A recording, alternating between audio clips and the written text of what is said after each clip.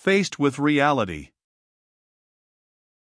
On that particular November evening, Viner, a young gentleman of means and leisure, who lived in a comfortable old house in Markendale Square, Bayswater, in company with his maiden aunt Miss Bethia Penkridge, had spent his after-dinner hours in a fashion which had become a habit. Miss Penkridge, a model housekeeper and an essentially worthy woman, whose whole day was given to supervising somebody or something, had an insatiable appetite for fiction, and loved nothing so much as that her nephew should read a novel to her after the 2 glasses of port which she allowed herself every night had been thoughtfully consumed and he and she had adjourned from the dining room to the hearthrug in the library. Her tastes, however, in Viner's opinion were somewhat, if not decidedly, limited. Brought up in her youth on Miss Braddon, Wilkie Collins and Mrs. Henry Wood, Miss Penkridge had become a confirmed slave to the sensational. She had no taste for the psychological, and nothing but scorn for the erotic. What she loved was a story which began with crime and ended with a detection, a story which kept you wondering who did it, how it was done, and when the doing was going to be laid bare to the light of day.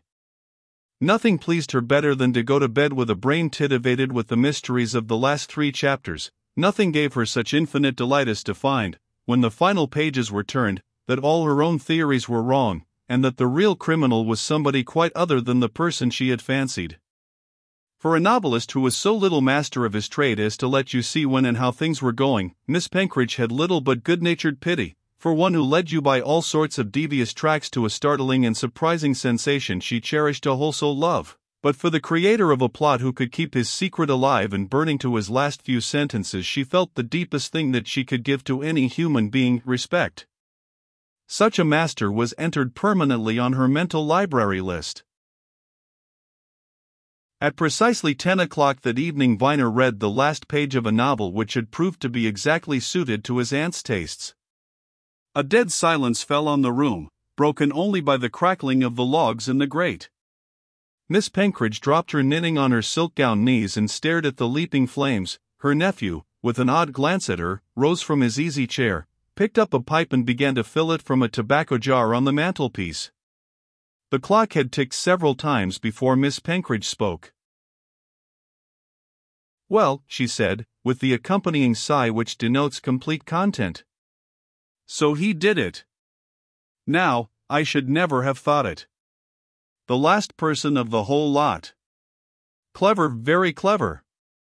Richard, you'll get all the books that man has written." Viner lighted his pipe, thrust his hands in the pockets of his trousers and leaned back against the mantelpiece. "My dear aunt," he said half teasingly, half seriously, "you're worse than a drug-taker. Whatever makes a highly respectable, shrewd old lady like you cherish such an insensate fancy for this sort of stuff?" "Stuff?" demanded Miss Penkridge, who had resumed her knitting. "Pooh! It's not stuff, it's life. Real life in the form of fiction." Viner shook his head, pityingly. He never read fiction for his own amusement. His tastes in reading lay elsewhere, in solid directions. Moreover, in those directions he was a good deal of a student, and he knew more of his own library than of the world outside it. So he shook his head again. "Life," he said. "You don't mean to say that you think those things," he pointed a half-scornful finger to a pile of novels which had come in from Moody's that day, "really represent life?" "What else?" demanded Miss Penkridge. "Oh, I don't know," replied Viner vaguely. "Fancy, I suppose, and imagination, and all that sort of thing, invention, you know, and so on. But life. Do you really think such things happen in real life, as those we've been reading about?" "I don't think anything about it," retorted Miss Penkridge sturdily. "I'm sure of it. I never had a novel yet, nor heard one read to me, that was half as strong as it might have been." "Queer thing, one never hears or sees of these things," then exclaimed Viner. "I never have, and I've been on this planet 30 years. "That sort of thing hasn't come your way, Richard," remarked Miss Penkridge sententiously. And you don't read the popular Sunday newspapers. I do. They're full of crime of all sorts. So's the world. And as to mysteries, well, I've known of 2 or 3 in my time that were much more extraordinary than any I've ever read of in novels. I should think so. Viner dropped into his easy chair and stretched his legs. Such as what? He asked. Well, answered Miss Penkridge, regarding her knitting with appraising eyes, there was a case that excited great interest when your poor mother and I were mere girls. It was in our town, young Quainton, the banker. He was about your age, married to a very pretty girl, and they'd a fine baby. He was immensely rich, a strong healthy young fellow, fond of life, popular, without a care in the world, so far as anyone knew. One morning, after breakfasting with his wife, he walked away from his house, on the outskirts of the town, only a very small town, mind you, to go to the bank, as usual. He never reached the bank, in fact, he was never seen again, never heard of again. He'd only half a mile to walk, along a fairly frequented road, but complete, absolute, final disappearance. And never cleared up. Odd, agreed Viner. Very odd, indeed. Well, any more? Plenty, said Miss Penkridge, with a click of her needles. There was the case of poor young Lady Marshflower, as sweet a young thing as man could wish to see. Your mother and I saw her married, she was a Ravenstone, and only 19. She married Sir Thomas Marshflower, a man of 40. They'd only just come home from the honeymoon when it happened. One morning Sir Thomas rode into the market town to preside at the petty sessions. He hadn't been long gone when a fine, distinguished-looking man called, and asked to see Lady Marshflower. He was shown into the morning room, she went to him. 5 minutes later a shot was heard. The servants rushed in to find their young mistress shot through the heart, dead. But the murderer? Disappeared as completely as last year's snow. That was never solved, never. Do you mean to tell me the man was never caught? Exclaimed Viner. I tell you that not only was the man never caught, but that although Sir Thomas spent a fortune and nearly lost his senses in trying to find out who he was, what he wanted and what he had to do with Lady Marshflower, he never discovered one single fact, affirmed Miss Penkridge. There. That's queerer than the other, observed Viner. A veritable mystery. Veritable mysteries, said Miss Penkridge, with a sniff. The world's full of 'em. How many murders go undetected, how many burglaries are never traced, how many forgeries are done and never found out? Piles of 'em, as the police could tell you. And talking about forgeries, what about old Barrett, who was the great man at Pumpney, when your mother and I were girls there? That was a fine case of crime going on for years and years and years, undetected, aye, and not even suspected. What was it? Asked Viner, who had begun by being amused and was now becoming interested. Who was Barrett?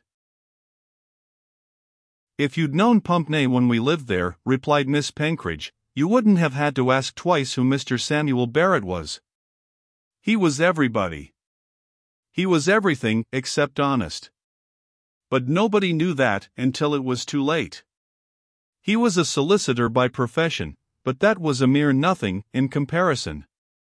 He was chief spirit in the place. I don't know how many times he wasn't mayor of Pumpney. He held all sorts of offices. He was a big man at the parish church, vicar's warden, and all that. And he was trustee for half the moneyed people in the town. Everybody wanted Samuel Barrett for trustee or executor. He was such a solid, respectable, square-toed man, the personification of integrity. And he died, suddenly, and then it was found that he'd led a double life, and had an establishment here in London, and was a gambler and a speculator, and heaven knows what, and all the money that had been entrusted to him was nowhere, and he'd systematically forged, and cooked accounts, and embezzled corporation money, and he'd no doubt have gone on doing it for many a year longer if he hadn't had a stroke of apoplexy.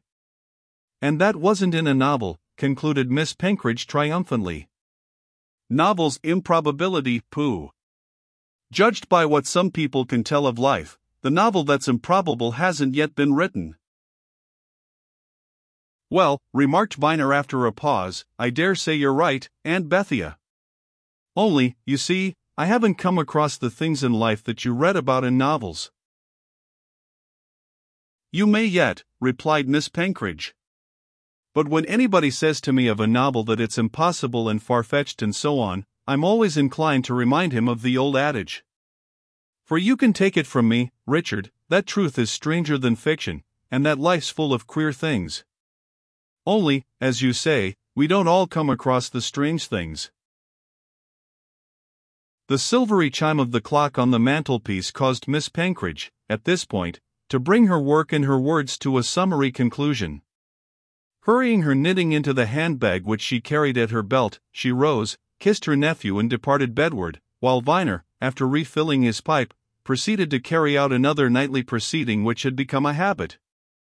Every night, throughout the year, he always went for a walk before going to bed. And now, getting into an overcoat and pulling his soft cap over his head, he let himself out of the house, and crossing the square, turned down a side street and marched slowly in the direction of the Bayswater Road.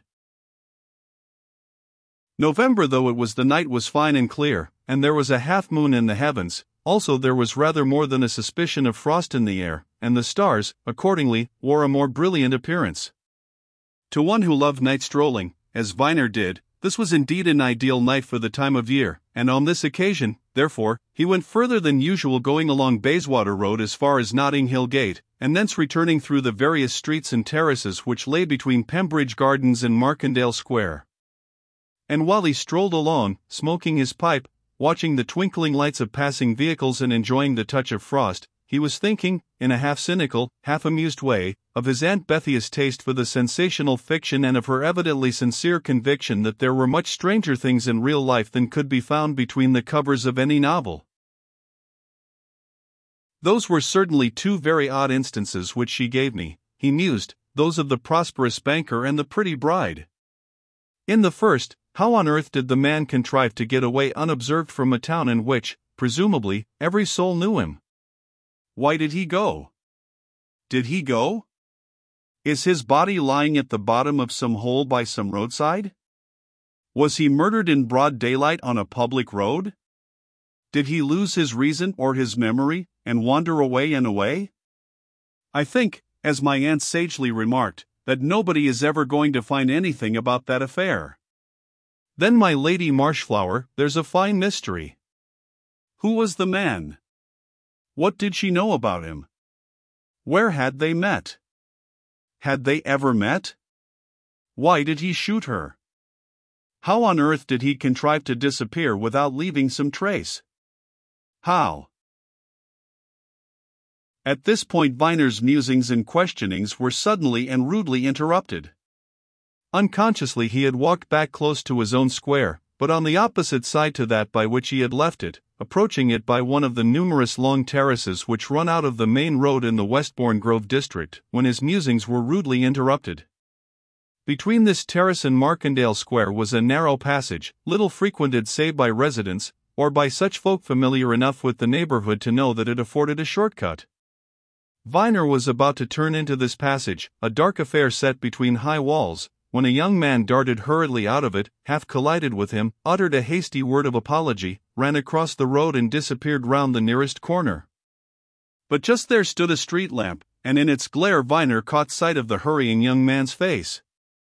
And when the retreating footsteps had grown faint, Viner still stood staring in the direction in which they had gone.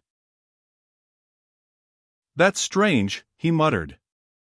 "I've seen that chap somewhere, I know him. Now, who is he? And what made him in such a deuce of a hurry?" It was very quiet at that point. There seemed to be nobody about. Behind him, far down the long, wide terrace, he heard slow, measured steps. That, of course, was a policeman on his beat. But beyond the subdued murmur of the traffic in the Bayswater Road in one direction and in Bishop's Road, Viner heard nothing but those measured steps. And after listening to them for a minute, he turned into the passage out of which the young man had just rushed so unceremoniously.